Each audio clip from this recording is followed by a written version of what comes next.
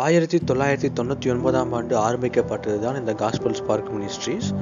இது சபை பாகுபாடற்ற மிஷனரி ஸ்தாபனமாகும். தற்போது 37 மிஷனரிகளை கொண்டு வட இந்தியாக்களில் தேவனுடைய ராஜ்யத்தின் சுவிசேஷத்தை செய்து கொண்டு வருகிறோம். இந்த ஊழியங்களுக்காக ஜெபித்துக் கொள்ளுங்கள். அநேக சபைகள் கட்டப்பட்டு கொண்டு வருகிறது. ஆண்டவர் கொடுத்த நல்ல தரிசனத்திற்காகவும் ஜெபம் பண்ணி கொள்ளுங்கள். கர்த்தர் உங்களுக்கு ஏவினால் கொடுத்து தாங்குங்கள். கர்த்தர் உங்களை ஆசீர்வதிப்பாராக.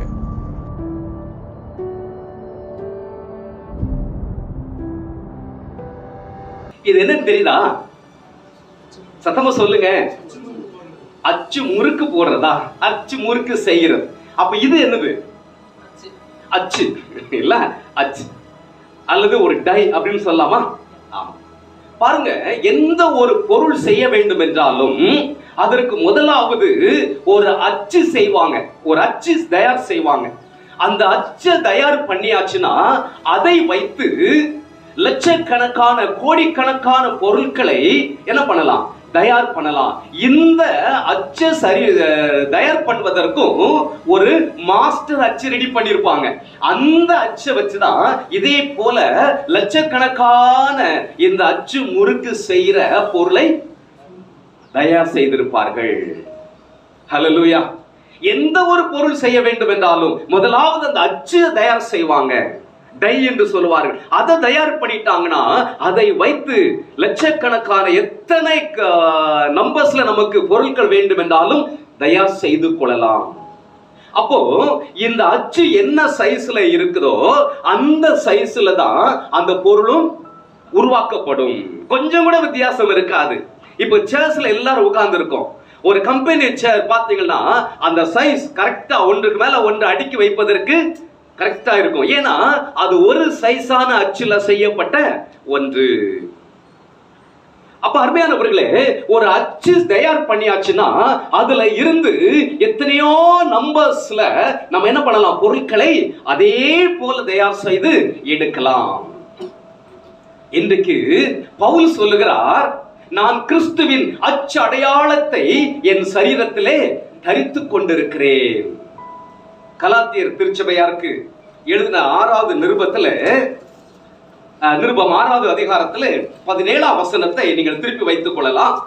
என்னோடு கூட யாராவது ஒருவர் அந்த வசனத்தை வாசிக்கும்படி அன்போடு நான் கேட்டுக்கொள்கிறேன். 6:17. இனிமேல் ஒருவனும் எனக்கு வருத்தம் உண்டாக்காதிருப்பானாக. இனிமேல் ஒருவனும் எனக்கு வருத்தம் உண்டாக்காதிருப்பானாக. கர்த்தராகிய இயேசுவினுடைய அச்சு அடையாளங்களை, கர்த்தராகிய இயேசுவினுடைய அச்சு அடையாளங்களை நான் என் சரீரத்திலே தரித்துக் கொண்டிருக்கிறேன். நான் என் சரீரத்திலே தரித்துக் கொண்டிருக்கிறேன். ஹல்லேலூயா. ஹல்லேலூயா. கர்த்தராகிய இயேசுவினுடைய அச்சு அடையாளம், the marks of Jesus. இயேசு கிறிஸ்துவினுடைய அச்சு அடையாளம். இன்றைக்கு நிறைய போட்டோஸ் இயேசு கிறிஸ்துவை போல வருகிறது இல்ல? ஆனா இயேசு எப்படி இருப்பார் என்று ஏனோ தெரியவில்லை. பரிசுத்த ஆவியானவர் அதை நமக்கு மறைத்து வைத்து இருக்கிறார். அவருடைய முகரூபம் நமக்கு தெரியாமல் இருந்தாலும் ஆர்டிஸ்ட் ஏதோ ஒரு முகரூபத்தை அவர் வரைந்து, ஒரு யூதனை போல உள்ள முகரூபத்தை வரைந்து அவன் பிசினஸுக்காக அதை வெளியே கொண்டு வந்துட்டான். எனக்கு நிறைய பேர் அதை வைத்து ஆராதனை செய்து கொண்டிருக்கிறார்கள், அதை வைத்து கும்பிட்டு கொண்டிருக்கிறார்கள். அது தவறான ஒரு பழக்க வழக்கம். ஆனால் கிறிஸ்துனுடைய அச்சு அடையாளம் என்பது அவருடைய சரீர அடையாளத்தை குறிக்கிறதா? இல்லவே இல்லை. ஒரு முறை நான் நார்த் இந்தியாவுக்கு பிரயாணம் போகும் பொழுது ஒரு பிங்க் கலர் ஷர்ட், பிங்க் கலர்னு சொல்றதை விட தமிழ்ல காவி ட்ரெஸ் இல்ல, காவி ஷர்ட் வந்து போட்டுட்டு போனேன். ட்ரெயின்ல போறவெல்லாம் இப்படி கிராஸ் பண்ணிட்டு இப்படி திரும்பி பார்க்கும்போது காவி அந்த ஷர்ட்டை பார்த்துட்டு உடனே இப்படி இப்படி கும்பிட்டுட்டே போவானுங்க. அன்னைக்கு விட்ட அந்த காவி ட்ரெஸ் இல்ல. ஆமா, போதகர்கள் நம்ம எல்லாரும் அதிகமாக ஒயிட் ஷர்ட் ஒயிட் பேண்ட் நம்ம போடுவோம். ட்ரெஸ் வந்து ஒரு வித்தியாசத்தை காண்பிக்கிறது நல்லதுதான் இல்லையா? ஒரு வெள்ளை சட்டை ஒரு வெள்ளை பேண்ட் வேஸ்ட் நம்ம உடுத்தோம் அப்படின்னு சொன்னாலே ஒரு வித்தியாசம் இருக்கிறது. ஆனா பாருங்க அருமையானவர்களே, அந்த ஆடை வந்து நம்முடைய வாழ்க்கையில கிறிஸ்துவனுடைய அச்சு அடையாளத்தை பிரதிபலிக்க முடியாது. இதே சென்னை பட்டணத்துல ஒரு நாள் நான் பைக்ல போயிட்டு இருக்கும் போது ஒரு பெரிய சிக்னல்ல எனக்கு முன்னாடி கொஞ்சம் 4 வண்டி தள்ளி 2 சகோதரிகள் பைக்ல இருக்கிறாங்க. Full white and white. அவர்களை பார்க்கும் பொழுது எனக்கு ஒரு ஆச்சரியம் என்ன அப்படின்னு சொன்னா, நம்முடைய டிபிஎம் சகோதரிகள் எப்படி ட்ரெஸ் உடுத்திருப்பார்களோ அதே போல ஃபுல் ஹேண்ட் அவங்க பிளவுஸ் போட்டிருக்கிறாங்க, பியூர் ஒயிட். எனக்கு ரொம்ப ஆச்சரியம். என்ன ஆச்சரியம்னா, நம்ம டிபிஎம் சகோதரிகள் பைக் ஓட்டுறாங்களா என்கிற ஆச்சரியம், வேற ஒண்ணு இல்ல. அந்த சிக்னல், கிரீன் சிக்னல் போட்ட உடனே அவங்கள பார்க்கணும் அப்படின்னு சொல்லி நான் இன்னும் கொஞ்சம் ஃபாஸ்டா வண்டி ஓட்டினேன். அடுத்த சிக்னல் என்னை விட முன்னாடி போறாங்க. அவங்கள கடைசி வரைக்கும் பிடிக்க முடியல. கிட்டத்தட்ட ஒரு 3-4 சிக்னல் தாண்டியும் என்னால அவங்க பின்னாடி வண்டியை ஓட்ட முடியல, அவ்வளவு ஃபாஸ்ட். கடைசி ஆக மொத்தத்தில் நானும் அவங்க பின்னாடி போயிட்டேன். அது நேரா போயிட்டு ஒரு பெரிய கோயில் பக்கத்துல நின்றுச்சு. அங்க வண்டியை போட்டாங்க. அவங்க அந்த ஸ்டாண்ட போடும் பொழுதுதான், நான் பக்கத்துல போய் நிற்கும் பொழுதுதான் தெரியுது அவங்க கிறிஸ்தவ ஊழியக்காரிகள் இல்ல. ஆடையை வச்சு இன்னைக்கு கண்டுபிடிக்க முடியவில்லை. அப்போ கிறிஸ்துவுடைய அச்சடையாளம் என்பது என்ன அப்படி என்பதுதான் ஒரு 3 காரியங்களை பவுல் இந்த கலாத்திய திருச்சபையாருக்கு எழுதுகிற ஒரு 3 காரியங்களை மாத்திரம் உங்களோடு கூட நான் பகிர்ந்து கொள்ள போகிறேன். ஹல்லேலூயா. ஒரு 3 காரியங்கள். நிறைய காரியங்கள் இருக்கிறது. கிறிஸ்துவுடைய அச்சு அடையாளம், அவருடைய குணாதிசயங்கள், அவ்வளவுதான். எப்படி அந்த தலைமை ஆசிரியர் அந்த 7ஆம் கிளாஸ் படிக்கிற மாணவனாகிய என்னை பார்த்து, நீ ஒரு கிறிஸ்தவனாய் இருக்க நீ இந்த காரியத்தை செய்யலாமா என்று கேட்டாரே, அதே போல இந்த உலகம் நம்மை பார்க்கும் பொழுது இவன் கிறிஸ்தவன், ஆகவே தான் இதை செய்கிறான் என்று இந்த உலகம் நம்மை பார்த்து சொல்லக்கூடிய அளவிற்கு அந்த கிறிஸ்துவுடைய அச்சடையாளத்தை நான் பிரதிபலிக்க கூடியவனாக இருக்க வேண்டும். அதுல முதலாவதாக இந்த கலாத்தியர் 6ஆம் அதிகாரம் 1ஆம் வசனத்தை வாசிக்கலாம். சகோதரரே, ஒருவன் யாதொரு குற்றத்தில் அகப்பட்டால் ஆவிக்குரியவர்களாகிய நீங்கள் சாந்தமுள்ள ஆவியோடே அப்படிப்பட்டவனை சீர்பொருந்த பண்ணுங்கள். ஹல்லேலூயா. சத்தமா சொல்லுங்க பார்க்கலாம். ஹல்லேலூயா. இதுல ஒரே ஒரு வார்த்தையை நான் எடுத்துக்கொள்ள விரும்புகிறேன். சாந்தமுள்ள ஆவி. சாந்தமுள்ள ஆவி. The spirit of gentleness. ஆவியின் கனியை குறித்து நம்ம வேதத்திலே வாசிக்கிறோம். அதே கலாத்தியருக்கு எழுதின 5ஆம் அதிகாரத்துல 21 23 வரைக்கும், 20 23 வரைக்கும் பவுல் அழகாக எழுதுகிறார். ஆவியின் கனியினா என்னெல்லாம் சேர்ந்தது என்று சொல்லி. ஆவியின் கனியோ சொல்லுங்க பார்க்கலாம். அன்பு,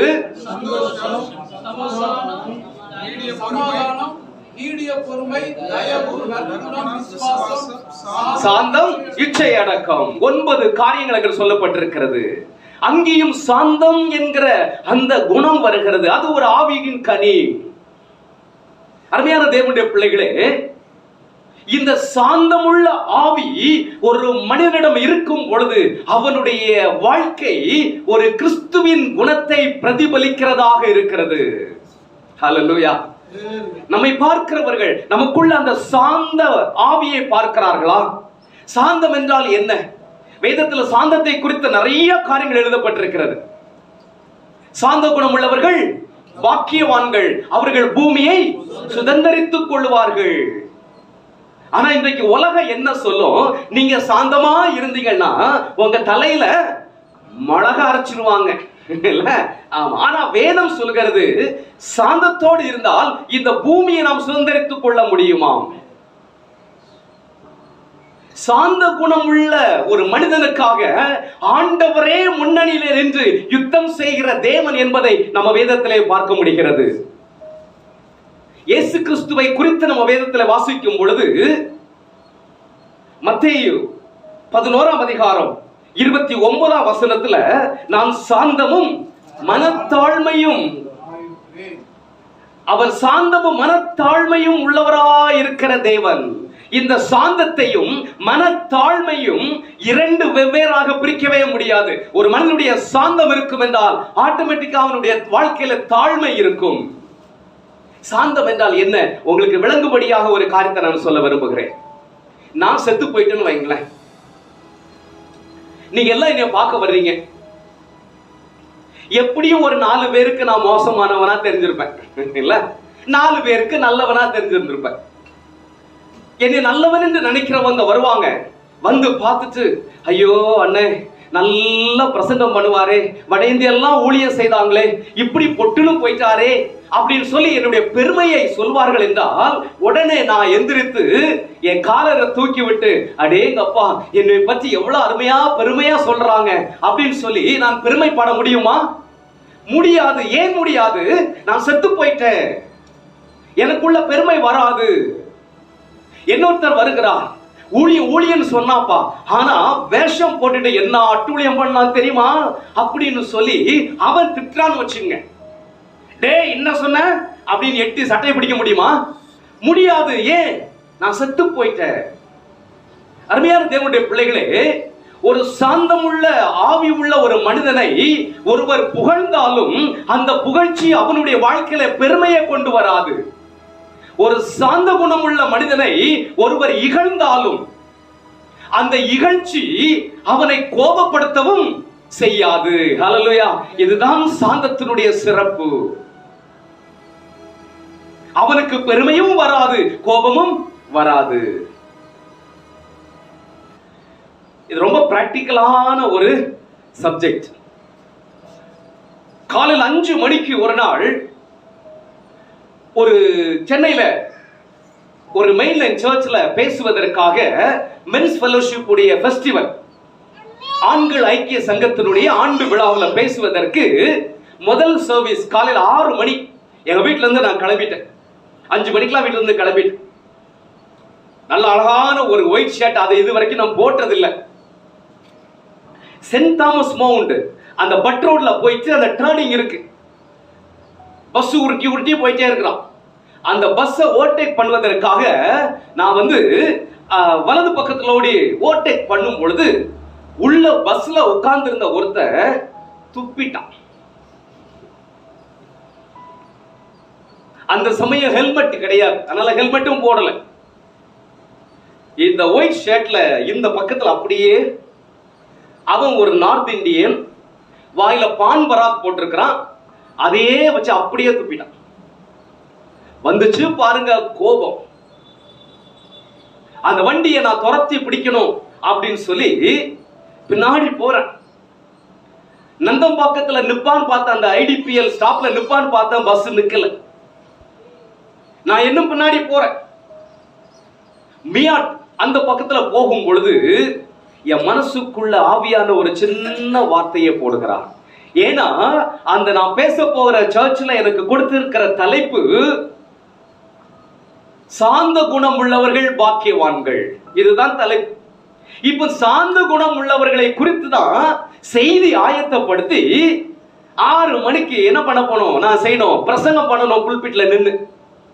ஆனா எனக்கு சாந்தத்துக்கு ஒரு சோதனை என் மனசுல அது படிச்சுன்னு தெரிஞ்ச உடனே அந்த பக்கத்துல ஒரு பெட்ரோல் பம்ப் இருக்கு, அந்த பக்கத்துல ஓரம் கட்டின, ஆண்டவரே சாரி, நான் கோபப்பட்டது தப்பு ஆண்டவரே, பரவாயில்ல, இது என்ன செய்யறது, வேற வழி இல்லை, அவனை மன்னிச்சிடுற ஆண்டவரே, பஸ் போயிடுச்சு இல்ல. அவன் ஜஸ்ட் ஒரு நிமிஷம் ஆண்டவர்கிட்ட மன்னிப்பு கேட்டுட்டு அப்புறம் புறப்பட்டு போனேன். சில நேரங்கள் ஆண்டவர் நம்ம நேசிக்கிறதுனால இப்படிப்பட்ட காரியங்களை உடனடியாக நம்ம உணர்த்தி அவரோடு கூட ஒப்புராவதற்கு ஆண்டவர் உதவி செய்கிறார். ஒரு சாந்த குணம் உள்ள ஒரு மனிதனுடைய வாழ்க்கையில அவனுக்கு கோபமும் வராது, அடுத்தது என்ன வராது, பெருமையும் வராது. சரி பாருங்க, இந்த சாந்த குணம் உள்ளவர் இயேசு கிறிஸ்துவை குறித்து மத்தேயு 5:5 கூட, மத்தேயு 21:4 கூட, இதோ உன் ராஜா சாந்த குணம் உள்ளவராய் கழுதையின் மேலும் கழுதை குட்டியாகி அதனுடைய மரியின் மேலும் ஏறி வருகிறார் என்று சொல்லப்பட்டிருக்கிறது. இயேசு கிறிஸ்துவினுடைய அடிச்சுவட்டை பின்பற்றுகிற நீங்களும் நானும், அவருடைய பசுத்தமான இரத்தத்தாலே மீட்கப்பட்ட நீங்களும் நானும் அவருடைய அடிச்சுவட்டை பின்பற்றுகிறோம். அவருடைய அடிச்சுவட்டை பின்பற்றுகிற நாம் நம்முடைய வாழ்க்கையில நம்முடைய குணங்கள் மூலமாக கிறிஸ்துனுடைய அச்சு அடையாளமாகிய அந்த சாந்த குணத்தை இந்த உலகத்திற்கு வெளிக்காட்ட வேண்டும். ஹல்லேலூயா. சாந்த குணத்தோட இருந்தா பூமியை சுதந்திரித்துக் கொள்வார்கள் அப்படின்னு சொல்லி நம்ம வாசித்தோம். சாந்த குணம் உள்ள ஒரு மனிதனுக்கு ஆண்டவர் எந்த அளவுக்கு அவனுக்காக யுத்தம் பண்ணுகிறார் என்பதை ஒரே ஒரு சம்பவத்தை சொல்லிட்டு இரண்டாவது அச்சடையாளத்திற்கு நான் செல்ல விரும்புகிறேன். என்னாகமம் 12ஆம் அதிகாரத்தை திருப்பி வைத்துக் கொள்ளுங்கள். அந்த முழு அதிகாரத்திலுமே மோசேக்கும் ஆரோனுக்கும் மிரியாமுக்கும் நடந்த ஒரு சம்பவத்தை சொல்லப்பட்டிருக்கிறது. மோசே அவனுடைய மனைவியை குறித்ததான ஒரு மனக்கசப்பு ஆரோனுக்கும் மிரியாமுக்கும் வந்ததுனாலே ஆண்டவர் மோசையை கொண்டுதான் பேசினாரோ என்று சொல்லி மோசேக்கு விரோதமாக அவர்கள் பேச ஆரம்பித்தார்கள். ஒருவேளை மோசே சிறுவன் தான் ஆரோனுடைய பார்வையில, மிரியாமுடைய பார்வையில. ஆரோனு மிரியாவும் மோசையை இடுப்புல தூக்கி வளர்த்தவர்கள் தான். அந்த காலத்துல பெரிய பிள்ளைகளை தான் அடுத்த பிள்ளைகளை என்ன பண்ணுவாங்க, கேர் பண்ணிக்குவாங்க இல்ல. எனக்கெல்லாம் நல்ல ஞாபகம் இருக்கு. என்ன 1ஆம் கிளாஸ்ல கொண்டு சேர்த்ததே எங்க அக்கா தான். எங்க அப்பா அம்மா ஸ்கூலுக்கு வந்ததை நான் பார்த்ததே இல்லை. அவங்க தான் ஸ்கூலுக்கு இடுப்புல வச்சு தூக்கிட்டு போவாங்க 1ஆம் கிளாஸுக்கு. அப்போ இந்த மோசைய ஆரோனும் மிரியாமும் எவ்வளவு கேர்ஃபுல்லா வளர்த்திருந்திருப்பாங்க. மோசையை நாணல் பெட்டியில வைத்து நைல் நதியில வைத்த பொழுது யார் பாதுகாப்புக்காக அங்க இருந்தது? மிரியாம் தான். இப்போ தம்பிக்கு விரோதமாக அவர்கள் பேசுகிறார்கள். ஆனால் ஆண்டவர் இதை கேட்டார். ஆண்டவருக்கு கோபம் வந்துச்சு. 3 பேரையும் ஆசரிப்பு கூடாரத்துக்கு ஆண்டவர் அழைக்கிறார். 3 பேரும் போகிறார்கள். ஆண்டவர் மேகத்தூணிலே அந்த ஆசரிப்பு கூடாரத்திலே ஆண்டவர் எழுந்தருளி ஆரோனையும் மிரியாமையும் இன்னும் உள்ள வாங்கன்னு ஆண்டவர் கூப்பிடுகிறார். அவங்க 2 பேரும் மாத்திரம் இன்னும் உள்ள போறாங்க.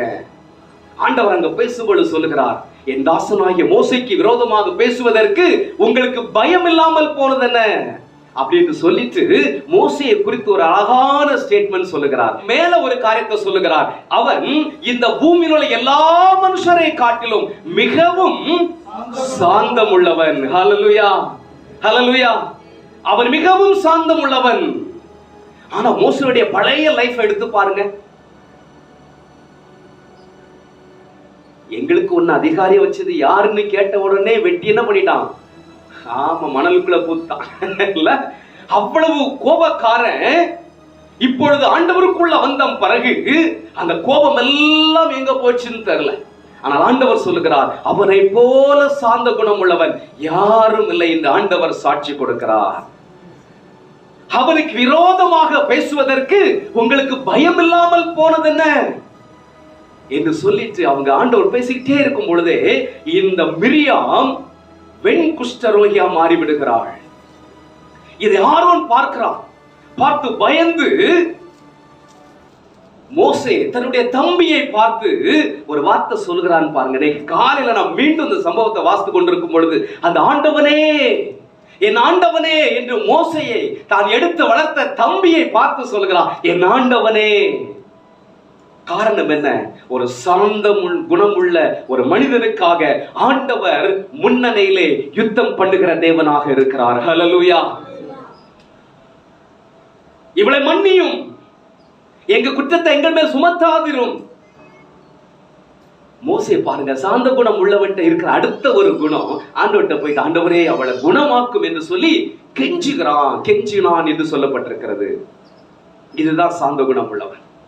ஒருவேளை சாந்த குணம் இல்லாதவனாக இருந்ததா, இப்பமாவது உங்களுக்கு தெரியுதா ஆண்டவர் என் கூட இருக்கிறாருன்னு? இனியாவது கம்முன்னு அடக்கிட்டு சும்மா என் கூட வாங்க அப்படின்னு மோசே சொல்லல. ஆமா, சாந்த குணம் இல்லாத ஒரு மனிதனாக இருந்தால் அந்த காரியத்தை அவன் சொல்லி இருப்பான்.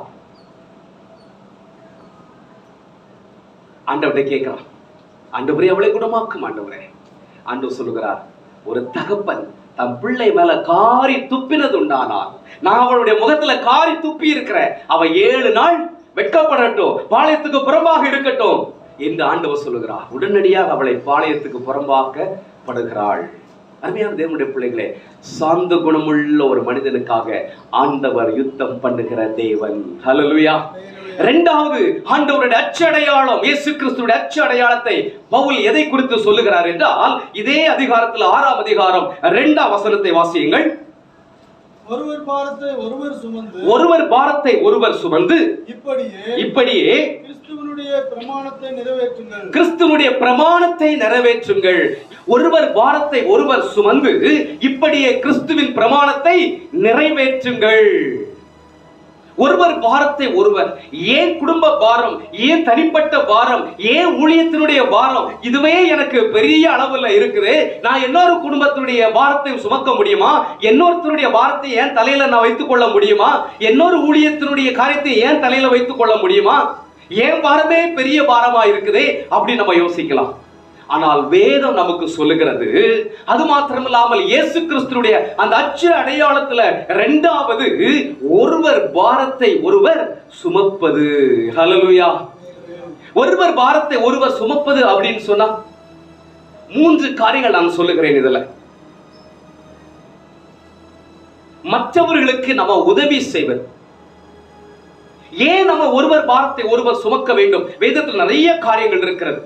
1 கொரிந்தியர் 12ஆம் அதிகாரம் 14 இருந்து 27 வரைக்கும் நம்ம வாசித்து பார்த்தா அவயவங்களை குறித்து அங்கே சொல்லப்பட்டிருக்கிறது. நம்ம எல்லாரும் கிறிஸ்துனுடைய அவயவங்களாக இருக்கிறோம். சரீரத்துல தனித்தனி அவயவங்கள், ஆனால் நாம் ஒவ்வொருவரும் கிறிஸ்துனுடைய அவயவமா இருக்கிறோம். அவர் நமக்கு தலையாக இருக்கிறார். அப்படி என்றால் கண் நான் செவியாக இல்லாததுனாலே நான் சரீரத்தினுடைய அவயவம் அல்ல என்று சொல்ல முடியுமா? செவியானது நான் கண்ணாக இல்லாததுனாலே நான் சரீரத்தினுடைய அவயவம் அல்ல என்று சொல்ல முடியுமா? எல்லாம் கண்ணானால் செவி எங்கே? எல்லாம் செவியானால் மோப்பம் எங்கே? இதெல்லாம் அங்கு சொல்லப்பட்டிருக்கிறது. அப்படி என்றால் என்ன அர்த்தம்?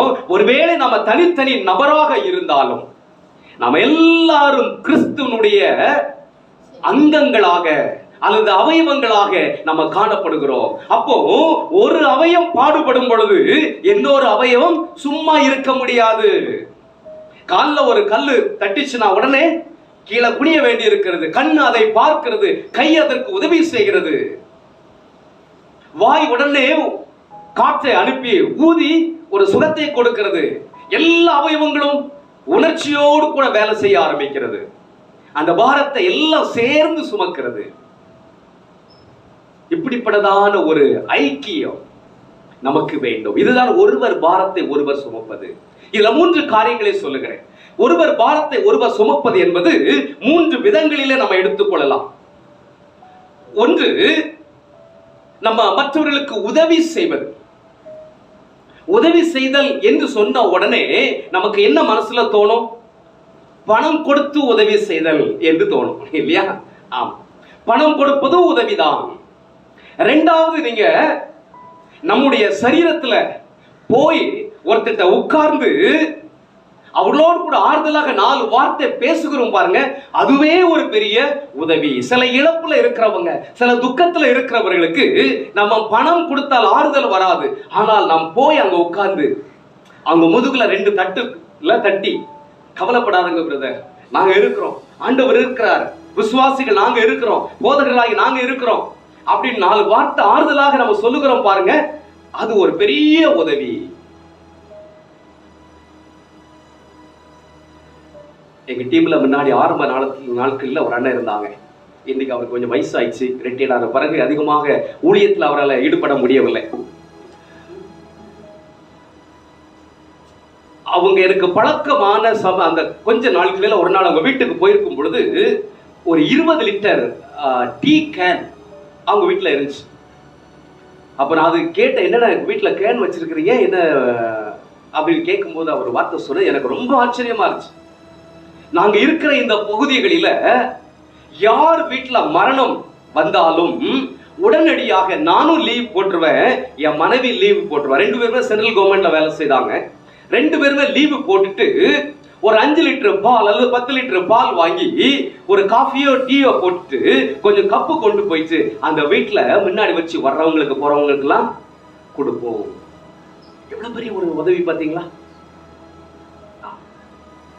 அவங்க யாரா இருந்தாலும் சரி, அவங்க கிறிஸ்டியனோ ஹிந்துவோ முஸ்லிமோ யாரா இருந்தாலும் சரி, எங்க பகுதியில இருக்கிற இந்த பகுதியில வாழுகிற யார் வீட்டுல ஆனாலும் சரி, இழப்பு என்று வந்தால் அன்றைக்கு நாங்க 2 பேரும் லீவ் போட்டுருவோம்.